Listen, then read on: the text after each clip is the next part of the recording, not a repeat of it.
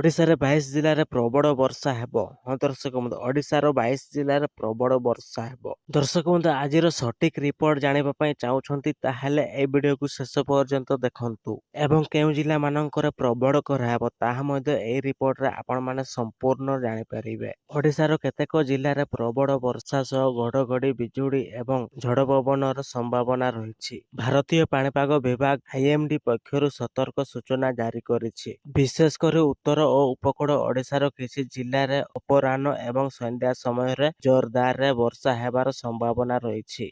ସମ୍ବଲପୁର, ଝାରସୁଗୁଡ଼ା, ବରଗଡ଼, ସୋନପୁର, ବଲାଙ୍ଗୀର, ନୂଆପଡ଼ା, କଳାହାଣ୍ଡି, ବୌଦ୍ଧ ଏବଂ ସୁନ୍ଦରଗଡ଼ ଜିଲ୍ଲାରେ ପ୍ରବଳ ଖରା ହେବ। ତେଣୁକରି ଆପଣଙ୍କୁ ଅନୁରୋଧ କରିବି ଖରା ସମୟରେ ଆପଣ ଜରୁରୀ କାମ ନଥିଲେ ଆପଣ ବାହାରକୁ ଯାଆନ୍ତୁ ନାହିଁ। ଦର୍ଶକ ବନ୍ଧୁ, ଭିଡିଓ ଆଗକୁ ଯିବା ପୂର୍ବରୁ ଭିଡିଓକୁ ଗୋଟେ ଲାଇକ୍ କରନ୍ତୁ। ଚ୍ୟାନେଲ ଯଦି ଆପଣ ନୂଆ କରି ଆସିଛନ୍ତି ତାହେଲେ ସବସ୍କ୍ରାଇବ କରିକି ରଖନ୍ତୁ। ପାଖରେ ଥିବା ବେଲ୍ ନୋଟିଫିକେସନକୁ ଅନ୍ କରନ୍ତୁ, ଯାହାଫଳରେ ନୂଆ ନୂଆ ଅପଡେଟ୍ ପାଣିପାଗ ଖବର ଆପଣମାନେ ସର୍ବପ୍ରଥମେ ପାଇପାରିବେ। ତା ସହିତ ଆପଣଙ୍କର ବନ୍ଧୁ କିମ୍ବା ଆପଣଙ୍କର ଚାଷୀ ଭାଇ ଭଉଣୀ ମାନଙ୍କ ପାଖକୁ ଏହି ଭିଡିଓଟି ନିଶ୍ଚିନ୍ତ ଭାବରେ ସେୟାର କରନ୍ତୁ, ଯାହାଫଳରେ ସେମାନେ ମଧ୍ୟ ନୂଆ ନୂଆ ଅପଡେଟ୍ ପାଣିପାଗ ଖବର ସର୍ବପ୍ରଥମେ ପାଇପାରିବେ। କେନ୍ଦ୍ରାପଡ଼ା, କଟକ, ଜଗତସିଂହପୁର, ପୁରୀ, ଖୋର୍ଦ୍ଧା, ନୟାଗଡ଼, ଗଞ୍ଜାମ, ଗଜପତି, ସୁନ୍ଦରଗଡ଼, ଅନୁଗୁଳ, ବୌଦ୍ଧ, କନ୍ଧମାଳ, କୋରାପୁଟ, ରାୟଗଡ଼ା, ମାଲକାନଗିରି ଏହି ଜିଲ୍ଲାରେ ଝଡ଼ ପବନ ଏବଂ ବର୍ଷା ସମ୍ଭାବନା।